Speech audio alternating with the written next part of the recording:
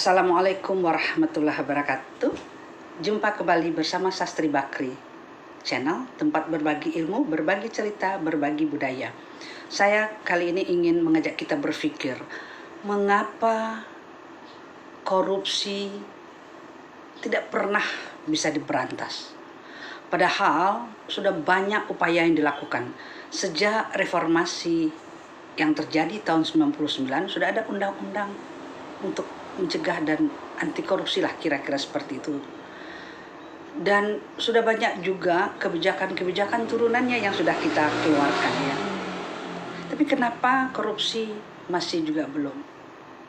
Kita masih ingat peraturan Presiden nomor 55 tahun 2012 tentang Strategi Nasional Pencegahan dan Pemberantasan Korupsi untuk jangka pendek maupun jangka panjang, ya jangka panjang 2012 roadmap sampai 2025 maupun jangka pendek 2012 sampai 2014. Nah itu sudah mulai bagus. Nah tapi kemudian kita kembali mengulang kesalahan yang sama. Ya, telah ditetapkan program dan rencana pembangunan serta rencana kerja tindak pidana korupsi. Sudah dibikin seperti itu, seluruh Indonesia bergerak. Nah, apa sih sebetulnya yang menjadi, saya tetap tidak habis pikir. Kemudian pada tahun 2018 itu PP yang 55 tahun 2012 itu dicabut, kemudian keluar Perpres ya nomor 54 tentang strategi pencegahan. Penekanannya kepada strategi pencegahan. Artinya ada bentuk membangun kesadaran di situ. Tetapi kenapa tetap tidak berhasil? Apa yang membuat pertanyaan ini berulang-ulang, saya merenung terus, sudah keliling seluruh Indonesia, menanamkan nilai-nilai integritas, membangun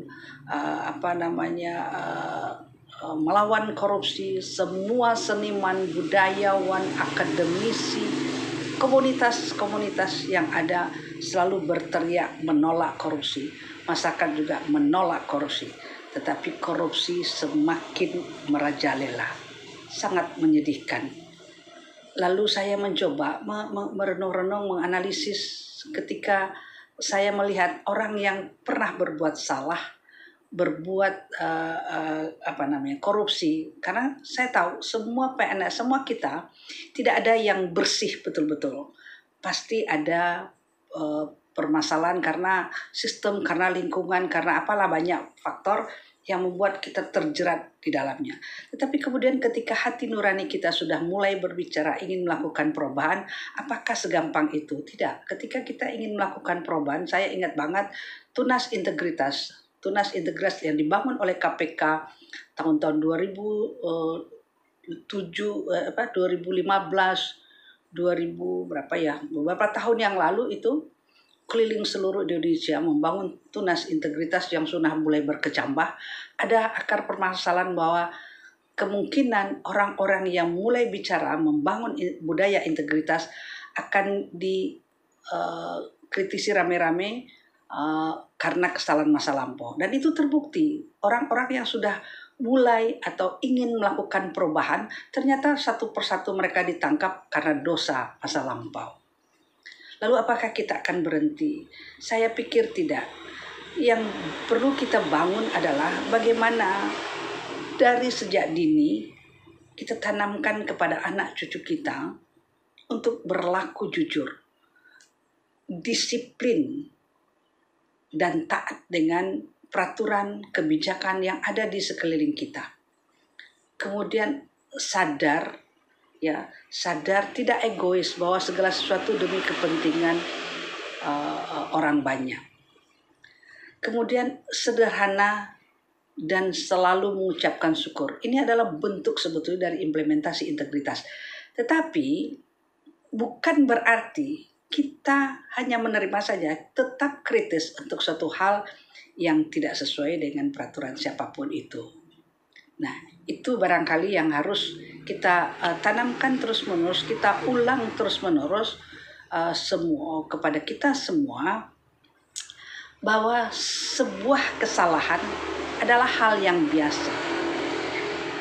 Yang penting adalah kesadaran berikutnya bahwa kita ingin melakukan perubahan. Sudahlah, stop, hentikan.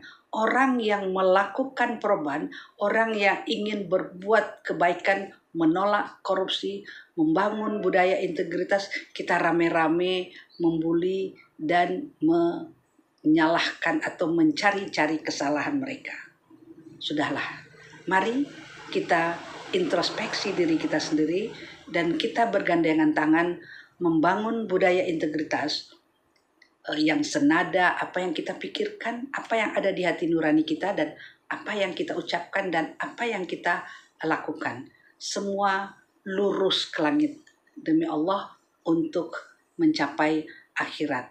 Barangkali itu yang bisa kita terus-menerus mention, terus-menerus kita sebut, terus-terus kita internalisasikan dalam diri kita, kita jadikan aktualisasi dalam kehidupan kita, kita jadikan habit, the good habit dalam kehidupan kita. Saya pikir demikian untuk kali ini. Terima kasih untuk berbagi cerita, berbagi ilmu, berbagi budaya. Assalamualaikum warahmatullahi wabarakatuh. Salam integritas sampai dunia kiamat.